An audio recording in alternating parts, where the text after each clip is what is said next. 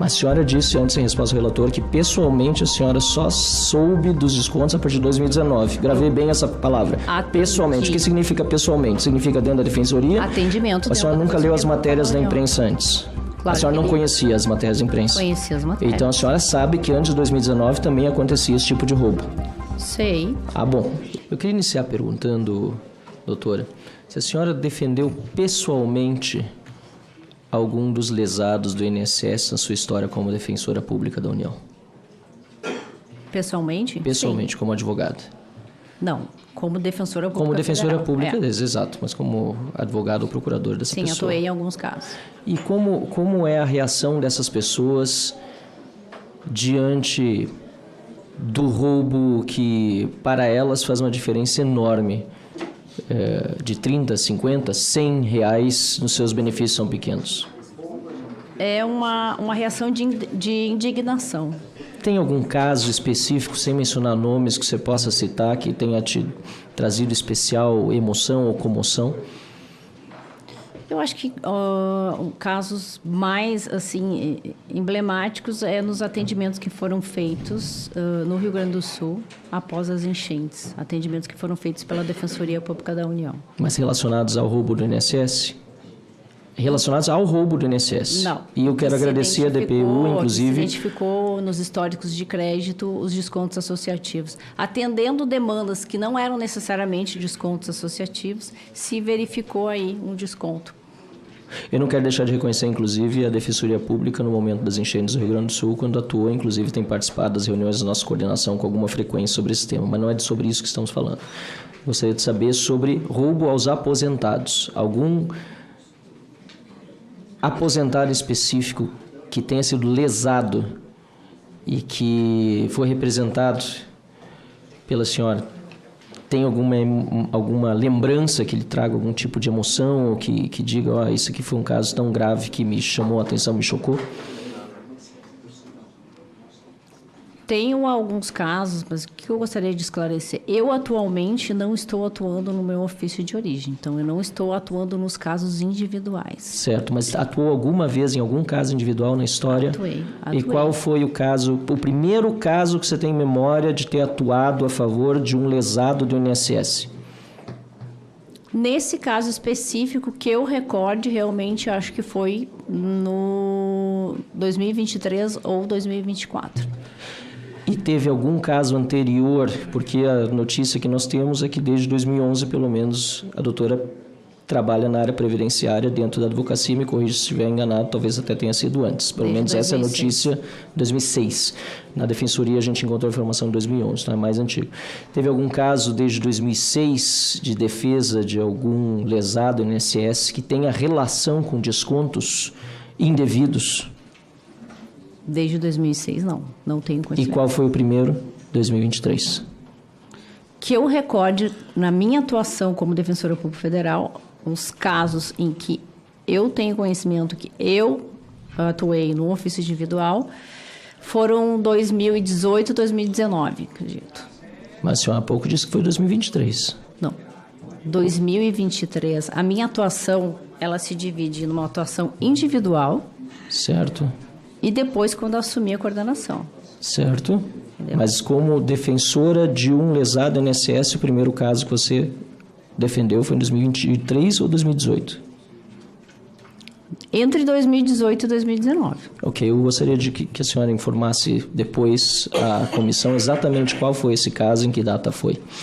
Eu também gostaria de chamar a atenção aqui de todos os colegas desse gráfico que está no plano de trabalho do deputado Alfredo Gaspar, que mostra o marco temporal entre 2015 e 2025 dos descontos no INSS. É muito importante lembrar que durante o governo Lula foi que houve o grande disparo, certo? Agora, antes disso, como sempre houve, lamentavelmente, roubo no INSS, nós sabemos que houve episódios, por exemplo, relatados pela imprensa, Geraldo Doca, em 2018, e INSS fará pente fino em convênios por suspeita de fraude, isso foi no jornal O Globo, e também em 2010, o mesmo repórter, contribuição compulsória, aposentados são descontados sem saber e sindicatos faturam milhões. Eu pergunto à senhora, doutora, se esses casos já eram publicados na imprensa, e a senhora disse que só sabe a partir de 2019, sendo responsável, titular da área previdenciária, como foi que, apesar de estar na imprensa, a senhora não sabia que isso acontecia no INSS antes disso, pessoalmente? Nós temos conhecimento através dos relatos dos nossos assistidos. Mas a senhora disse antes, em resposta ao relator, que pessoalmente a senhora só soube dos descontos a partir de 2019. Gravei bem essa palavra. Pessoalmente. O que significa pessoalmente? Significa dentro da defensoria? Atendimento. A senhora nunca leu as matérias da imprensa antes? Claro, a senhora não conhecia as matérias da imprensa? Conhecia as matérias. Então a senhora sabe que antes de 2019 também acontecia esse tipo de roubo? Sei. Ah, bom. Então... A minha resposta foi em relação quando eu atuei. Tá bem, porque isso não estava claro. A senhora disse pessoalmente, eu sei, a partir de 2019. Mas a senhora tinha conhecimento, então, pessoalmente também, fora da sua atuação? Sim. Diretamente relacionado à atividade funcional, que na imprensa já saía esse tipo de matéria. Tinha conhecimento. Isso é importante, fique claro, senhor presidente, senhor relator, porque eu gostaria de saber também se, apesar de saber ter envolvimento pessoal desde 2019 a 2023, quando a senhora não era coordenadora, eu tenho certeza que a senhora levou para o seu superior o conhecimento dessas atividades em 2019 e 2023, correto? Eu atuei em favor de pessoas assistidas e tomei as medidas extrajudiciais ou judiciais. Mas cabíveis. Eu lhe pergunto se levou ao coordenador pelo seguinte, porque quando a senhora foi coordenadora, a senhora tomou ação e decidiu fazer parte, inclusive, do grupo de trabalho e ir atrás desse escândalo. Mas antes disso, a senhora não era coordenadora e havia um coordenador. Gostaria de saber quem é o coordenador ou quem foi.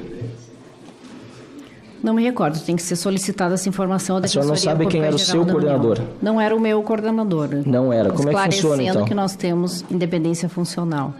O coordenador da Câmara de Coordenação e Revisão Previdenciária, ele não tem nenhuma ingerência em relação ao Defensor Público Federal. Mas a senhora tendo independência funcional, a senhora acha que a senhora não tem obrigação de levar para essa pessoa uma informação que a senhora já conhecia desde 2019 dentro da instituição como defensora pública? Não. A senhora não tinha obrigação de levar a essa pessoa essa informação. Eu discordo. Não tem. Eu acho que a independência funcional não pode ser utilizada para blindar um superior e prejudicar aqueles que estão sendo lesados. O senhor não concorda? Eu acho que o que deve ser esclarecido é como são as atribuições dentro da Defensoria Pública da União. Não, mas isso está muito... Eu não teria que relatar mas eu sou deputado federal e aqui são senadores aqui, nós todos sabemos a legislação, inclusive nós fazemos a legislação. Então, isso não seria prevaricação? Não. A senhora não informar o coordenador da área de que dentro da sua área de atuação estão acontecendo roubos e apesar de pessoalmente, repito aqui, me ajuda o senador Rogério Marinho, pessoalmente a senhora sabia dos casos, mas não informou o coordenador. Não sabe nem quem era. Não me recordo quem era o coordenador no momento. Mas a senhora não acha que é prevaricação? Não. Ok. Eu gostaria também, senhor presidente, de perguntar para a doutora Patrícia Betim Chaves se o grupo de trabalho que a senhora entregava tinha prazo para encerrar. O GTI? Isso. Inicialmente não tinha prazo para encerramento. E por que o Ministério Público Federal decidiu encerrar logo depois de acontecer a operação sem desconto?